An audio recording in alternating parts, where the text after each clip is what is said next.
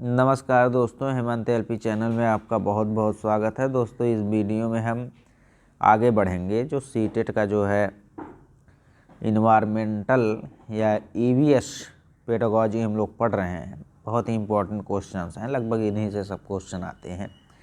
यहाँ पे अगला टॉपिक है बच्चे स्कूल कहाँ और कैसे जाते हैं। अब हम देखते हैं, सबसे पहले असम की बात करते हैं। तो असम में यहाँ पे देखिए एक जो है और रस्सी और बांस के प्रयोग से बना हुआ पुल दिखाई दे रहा है। तो असम में बांस व रस्सी से बने पुल से बच्चे स्कूल जाते हैं। अगर बात किया जाए लद्दाख की, तो लद्दाख में ट्राली से या लकड़ी से बने झूले से बच्चे स्कूल जाते हैं। अगर बात किया जाए केरल के, तो केरल के बच्चे जो होते हैं बल्लम से जो है पढ़ने जाते हैं, और बल्लम जो है लकड़ी की बनी नाव को कहते हैं।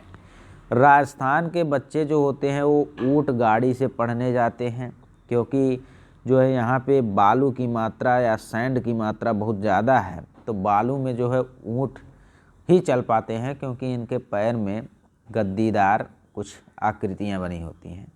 उसके बाद दोस्तों देखते हैं बैलगाड़ी से जो है मैदानी इलाके के बच्चे जो है बैलगाड़ी से स्कूल जाते हैं। और भैया गुजरात के बच्चे जो होते हैं वह जुगाड़ गाड़ी से स्कूल जाते हैं। सब काम गुजरात वाले जुगाड़ से ही करते हैं। उत्तर की पहाड़ियों में बच्चे मीलों तक फैली बर्फ़ पर चल कर स्कूल जाते हैं, अर्थात बर्फ़ पर स्कूल जाते हैं। उत्तर की पहाड़ियों में जो बच्चे होते हैं, जैसे मनाली हो गया, शिमला हो गया, हिमाचल प्रदेश हो गया, उत्तराखंड हो गया, जम्मू कश्मीर हो गया। उसके बाद देखिए दोस्तों ऊबड़ खाबड़ पथरीली रास्ते। उत्तरांचल में बच्चे ऊबड़ खाबड़ रास्तों से स्कूल जाते हैं। उसके बाद दोस्तों अगला चैप्टर आ जाता है आवास। तो देखिए आवास में हम पढ़ेंगे वह स्थान जहां हम रहते हैं उसे हम घर या आवास कहते हैं। आवास हमें सर्दी गर्मी हिंसक जानवरों से सुरक्षा प्रदान करता है। आवास के कई प्रकार हैं दोस्तों। सबसे पहला है बांसों पर टिका घर, जो अभी हमने बताया था कि जहां पर ज़्यादा बारिश होती है ऐसे घर असम में बनाए जाते हैं। लगभग 10 से 12 फुट कहिए या 3 से 3.5 मीटर कहिए, इतने ऊंचे बांस के घर बनाए जाते हैं असम में। अगला है दोस्तों बर्फ़ के घर। तो देखिए बर्फ़ के घर जो है बर्फ़ में बनाए जाते हैं। जहां चारों तरफ बर्फ़ ही बर्फ़ हो वहां पे बर्फ़ के घर बनाए जाते हैं। इन बर्फ़ के घरों को इग्लू कहते हैं। दोस्तों एक जनजाति होता है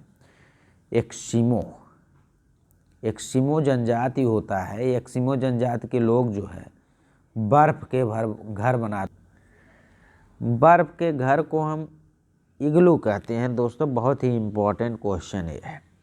अगला है देखिए घुमंतू लोगों के घर। तो घुमंतू लोगों के घर जो होते हैं वो टेंट में होते हैं। इनके घर कहाँ पे होते हैं? टेंट में होते हैं। और दोस्तों पिछले वीडियो में हमने आपको बताया है कि जो चांगपा घुमंतू लोग होते हैं ये लेह लद्दाख में मिलते हैं, और इनके घर को क्या कहते हैं? टेंट कहते हैं। और बगल में ही ये भेड़ बकरियों को रखते हैं, और उस स्थान को हम क्या कहते हैं? लेखा कहते हैं दोस्तों। अब देखते हैं हाउस बोट। दोस्तों देखिए हाउस बोट जो घर होता है, ऐसे घर जम्मू कश्मीर में प्रयोग किए जाते हैं, और इसी हाउस बोट में बैठकर बच्चे स्कूल भी जाते हैं। नाव पर बने मकानों को हाउस बोट कहते हैं, और हाउस बोट का प्रयोग जम्मू कश्मीर में किया जाता है। दोस्तों पत्थर के घर, अब जहाँ पे पर्वत ही पर्वत हैं तो पर्वतीय क्षेत्रों में पत्थर के घर पाए जाते हैं, और पत्थर के घर की जो छतें होती हैं वह ढलवा बनती हैं। इनमें स्लोप होता है ताकि पानी गिरे और जल्दी से क्या हो जाए? निकल जाए। बिना दीवार के घर अगर बात किया जाए, तो बिना दीवार के घर जो बनते हैं ऐसे घर अमेजन के जंगलों में पाए जाते हैं। उसके बाद दोस्तों देखेंगे रेंडियर की खाल के घर। तो रेंडियर की खाल के घर जो बनते हैं उत्तरी ध्रुवीय स्थानों में कुछ चरवाह रेंडियर की खाल से बने टेंट में रहते हैं। कहने का मतलब ये है कि उत्तरी ध्रुवीय स्थानों में ऐसे घर बनते हैं।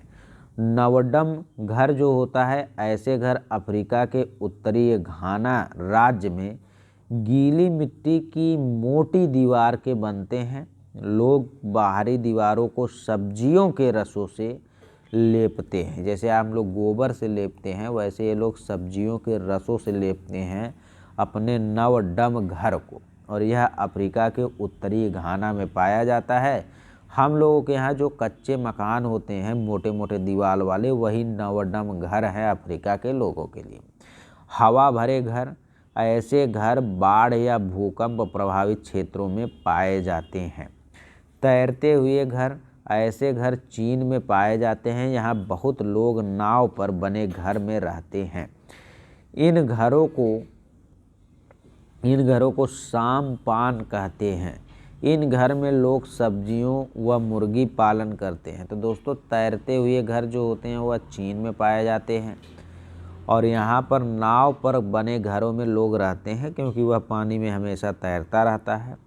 और ऐसे घरों को हम सामपान कहते हैं। इस घर के लोग सब्जियां व मुर्गी पालन करते हैं।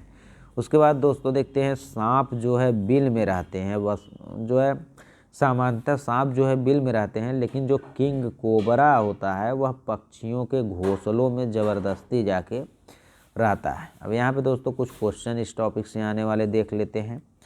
एग्जिमो अपने घर को इग्लू का निर्माण बर्फ से करते हैं।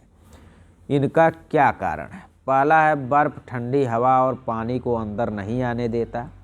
तो यह तो गलत है भाई, ठंडी हवा और पानी को अंदर आने देता है, कोई दिक्कत नहीं। बर्फ की दीवारें बीच मौजूद हवा अंदर की गर्मी को बाहर जाने से रोकती है। यही आपका सही है।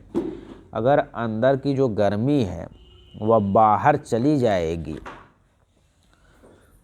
तो भाई बर्फ़ का घर बनाने का क्या मतलब, तो ठंडी बहुत ज़्यादा लगेगी। लेकिन बर्फ़ की दीवारों के बीच जो मौजूद हवा होती है अंदर की गर्मी को बाहर जाने से क्या करती है? रोकती है। इसीलिए एग्जिमो अपने घर इग्लू का निर्माण बर्फ़ से ही कर देते हैं। अगला क्वेश्चन दोस्तों देखेंगे तो यहाँ पे देखिए है बंदर, शेर तथा चूहे के घर क्रमशः है। तो देखिए बंदर जो है पेड़ पे रहता है, शेर गुफा में और चूहा बिल में रहता है। यही ऑप्शन आपका क्या है? सही है दोस्तों। आगे हम लोग चलते हैं तो कुछ और क्वेश्चन यहाँ पे हैं। यहाँ पे क्वेश्चन है नीचे जो है लोगों के कुछ क्रियाकलाप दिए गए हैं। इनमें से वह क्रियाकलाप कौन सा है जो जंगलों के गायब होने के लिए जिम्मेदार है, यानी जंगलों के गायब होने का जिम्मेदार? पहला है दोस्तों खानों का उत्खनन या खुदाई। तो सही है भाई, खानों का उत्खनन करते हैं तो पेड़ पौधे पहाड़ वहाड़ तक भी क्या करते हैं? तोड़ डालते हैं। दूसरा है बांधों का निर्माण। तो ये भी दोस्तों सही है कि बांध का निर्माण हम करते हैं तो भी हम पूरे जो है जंगल को साफ कर देते हैं। बाजार में बेचने के लिए पत्तियां एवं जड़ी बूटी। देखिए पत्तियां एवं जड़ी बूटी तोड़ने से किसी भी पेड़ या जंगल को कोई भी प्रभाव नहीं पड़ता है। बांस से टोकरी बनाने से भी जंगल को कोई प्रभाव नहीं पड़ता है। गिरे हुए पत्तों से पत्तल बनाने से भी जंगल को कोई प्रभाव नहीं पड़ता है। तो आपका ऑप्शन नंबर सी सही है, ए और बी दोनों। ठीक है। उसके बाद हम आ जाते हैं यहाँ पे तो निम्नलिखित में से कौन सी सामग्री घर बनाने का काम में नहीं आती है? सीमेंट आती है, पत्थर भी आता है, लोहा भी आता है, लेकिन स्कूटर नहीं आता है दोस्तों। उसके बाद एक क्वेश्चन दोस्तों यहाँ से बहुत ज़्यादा पूछा जाता है कि कांसे के बारे में या ब्रॉन्ज के बारे में क्या सत्य है? तो दोस्तों यहाँ पे देखिए आपके कांसे के बारे में बी और सी सत्य है। तो बी और सी पहला देखते हैं।